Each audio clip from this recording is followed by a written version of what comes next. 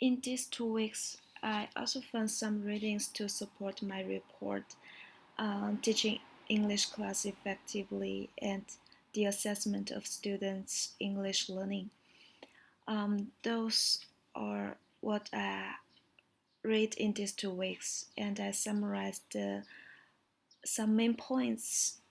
So the first one is, as a teacher, understanding the diverse English learning population is important, especially in the United States. People come from different country, different background, different culture, different age, so their perspectives are different.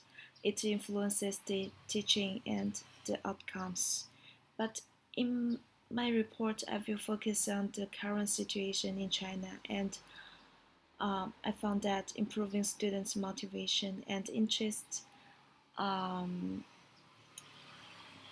that will be a main idea to improve students' learning. And there are several ways of teaching, of enhancing students' motivation in the English class.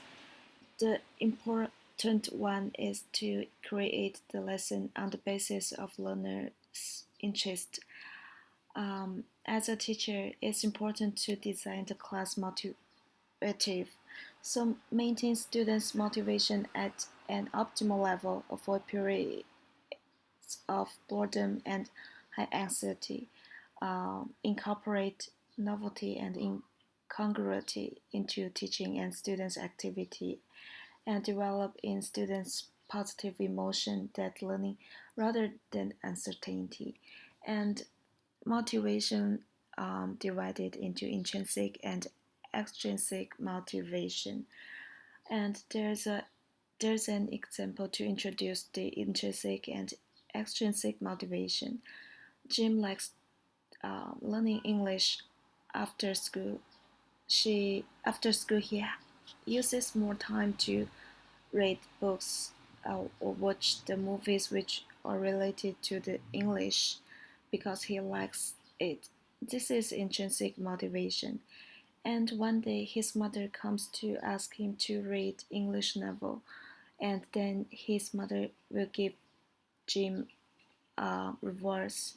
Now Jim is external motivated because he is reading for the reward. In the following days, Jim is not given the reward for his readings, so he stopped reading. In this example, the reward had become a controlling factor. When mother stopped offering any reward, Jim lost his motivation to read. So after reading this example, I realized the motivation is the important factor to control students' learning. So teachers should consider these factors in their teaching class. And interest can be seen as an aspect of intrinsic motivation. There are some factors that will have to arouse the interest. It should be type of activity based on the learner's temperament and find enjoyable. Relevance activity that brings the feeling of empowerment or creativity and identification. And another study also points out pleasure in learning also influence the students' achievement positively. And in addition, I think the readings I have read in the technology and instructional design, which also can get teachers to design their class and improve the outcomes of students' learning, such as the universal design and the evaluate how to evaluate students to be expert and expert learners, and Bloom's taxonomy and SAMR models. And from those readings, I summarized uh, the validity is important, um, and in those readings, um, many studies have shown the validity. So the first one is validity issues in assessing English learners.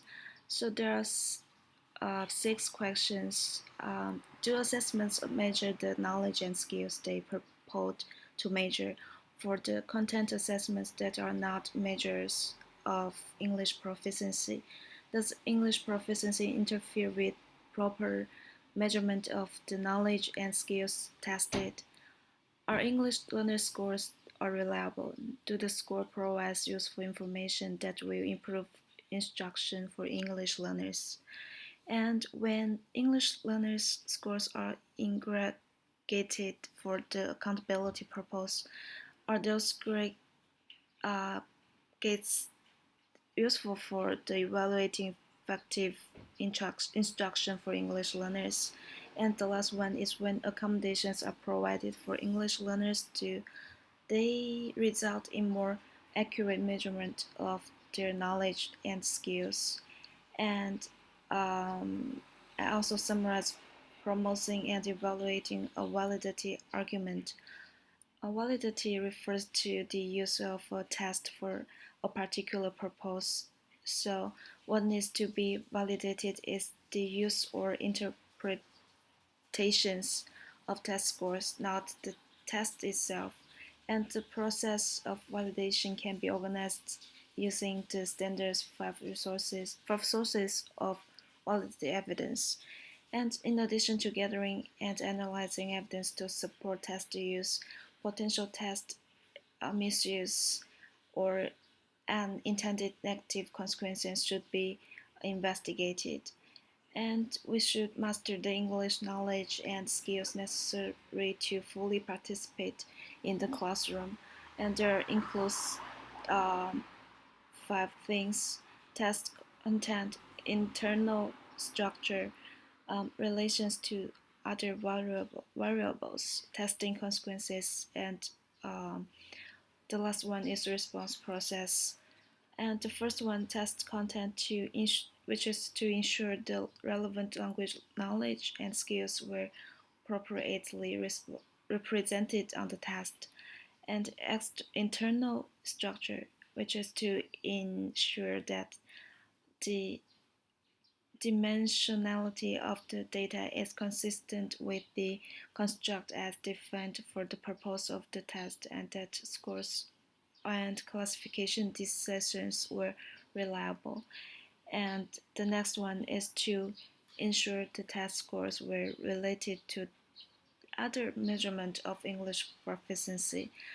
Testing consequences to which is to ensure that students who were classified as proficient in English by the test were actually prepared for the instruction in English only classroom. And the response process, which is to ensure students understand what is required of them on constructed response items. And those readings also refers to formative assessment. And formative assessment can increase students' achievement. It can include the following goals for students. The first one is identifying students' strength and weakness and aiding students in guiding their own learning, revising their work, and gaining self-evaluation skills. And the last one is fostering increased autonomy and responsibility for learning on the part of students. From last update, Matt gave me the reading The Changing Nature of Educational Assessment, and I also found some useful information to support my report, such as the figure 1, a logic diagram summarizing the theory of action for a model assessment system, and there are some components um, and the figure 2, a graphical representation of the smarter balanced theory of action.